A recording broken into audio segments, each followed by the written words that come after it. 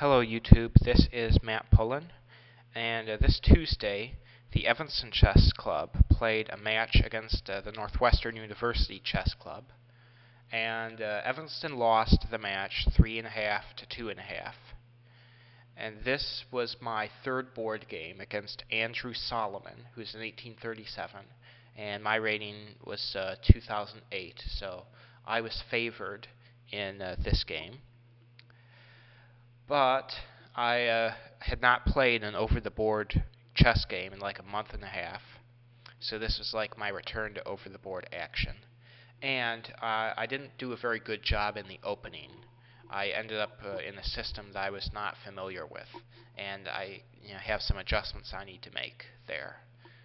So by finally making the video about this game, because I've done a lot of analysis on this game, I'm not even going to show all of it. I'm just going to focus on the endgame that was reached, the king and pawn ending, and one specific position in the middle game. So, yeah, after I get this out of the way, I can focus on the tournament I'm going to play in, the Illinois Class Championships. It's tomorrow, a one-day tournament, which is nice. The, game 60, which is like my favorite time control. Okay, so this was a, you know what, I'm not even going to talk about the opening. I'm just going to go forward to this position. In order to preserve the light square bishop, I played bishop to b3. And here my opponent came up with a move that's quite ordinary. He played a5, which secures some queenside space and prepares his knight to come back to a6 and then to c5. But this was not the move I was concerned with. There was a move in this position.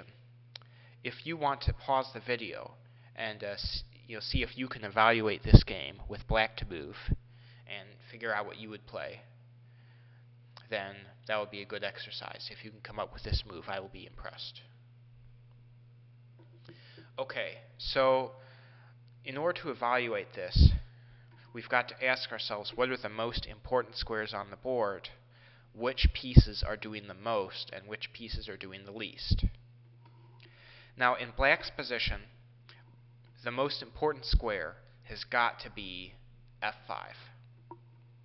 The reason is, black has this bishop, which is looking at the back of this pawn on f5's head. The queen and rook battery are also stuck behind the pawn on f5. Now, if this pawn stays on f5, then black cannot use any of those pieces. But if the pawn moves from f5, then black can use the f5 square for all of the open lines that these pieces travel on. Now, if I had played this well, I would have been able to organize a minor piece blockade on the f4 square, so that black's pawn on f5, the most important point in his position, cannot move forward. In fact, this is something you should strive to do in your games. Find the point in your opponent's structure that's preventing his pieces from moving forward, and then blockade that point with your pieces in a way that he cannot gain control over that square. So, yeah, I failed to blockade this pawn, and I was very concerned about him pushing this pawn to f4 now.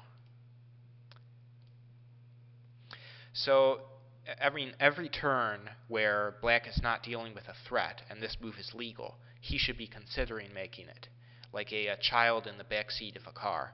Are we there yet? Are we there yet? Are we there yet? Is it time for f4? Is it time for f4? So, yeah, I think it's time for f4 in this position because of the weakness of the rook on b1. And how is this important? Well, we'll find out. After, say, bishop takes f4, black has c5. And this pawn cannot be taken en passant, because then black has this pawn to e5 push, forking the white pieces. So, it looks like white needs to move his knight. If white plays, say, knight b5, then black has this move bishop f5. Well, I've made a mess in the previous take. But bishop f5, the point is it attacks the rook on b1, and it also attacks the d3 square, so that white does not have time to castle, and black will get to play knight d3 check. Now, you can't castle out of check, so white would need to move the king, and then with this pressure on the half-open f file, white's king would really be in a bad way. I feel that black, using the power of this f5 square, he gains a lot of compensation for the sacrificed pawn.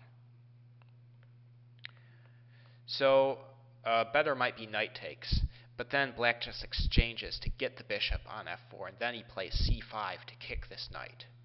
And if I were white, I would play knight e6 here, because it gives back a pawn. Bishop takes, pawn takes, queen takes. But it's clear that even though this is an even exchange of material, the exchange has favored black, because black has more space, he has more center pawns. The remaining minor pieces on the board, the black knight and bishop, are doing much more than the white pair of bishops. And in addition, white's king really doesn't have anywhere safe to go. So, although my opponent, for the most part in this game, he played very well, but he missed an opportunity here to put me in a lot of trouble by pushing this pawn to f4. So I hope that you will keep that in mind in similar positions. Fast forwarding here.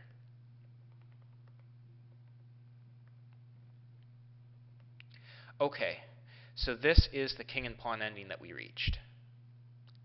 And here, white's structure is, it's rather deformed. The extra pawn that he has doesn't give him any offensive capabilities because it cannot move.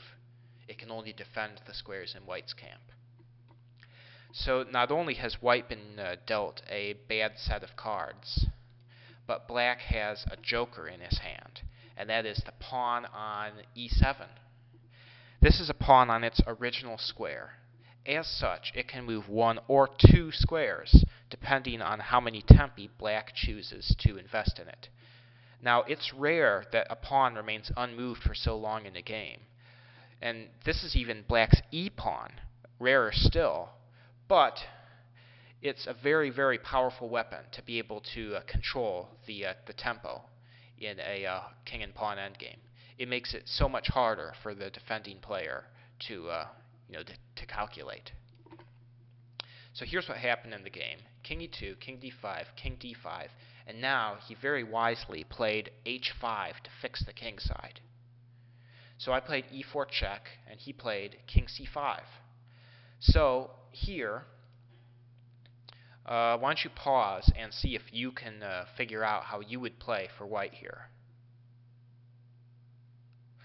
Okay, the problem is if king c3, then e5, and black has the opposition.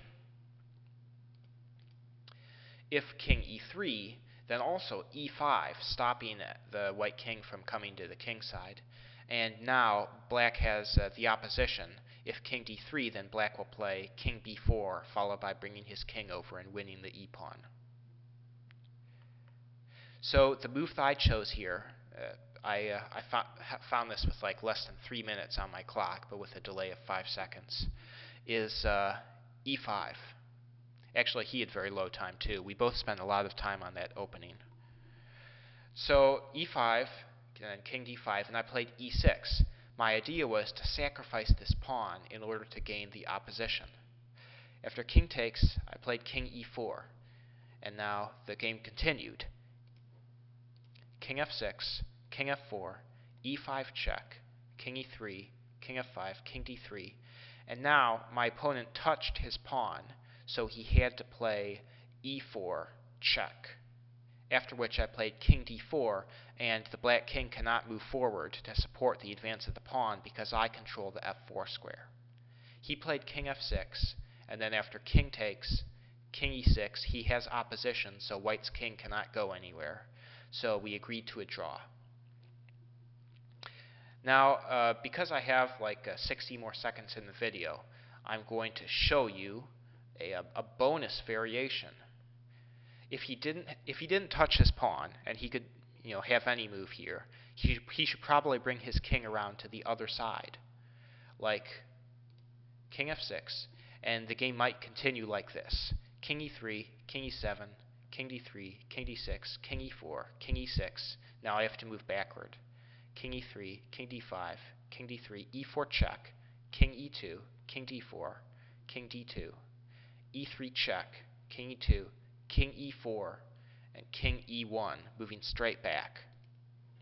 See, if the black king could now move away from his pawn and then come and munch the white pawns, then black would win. But because of this extra pawn, I control the f3 square.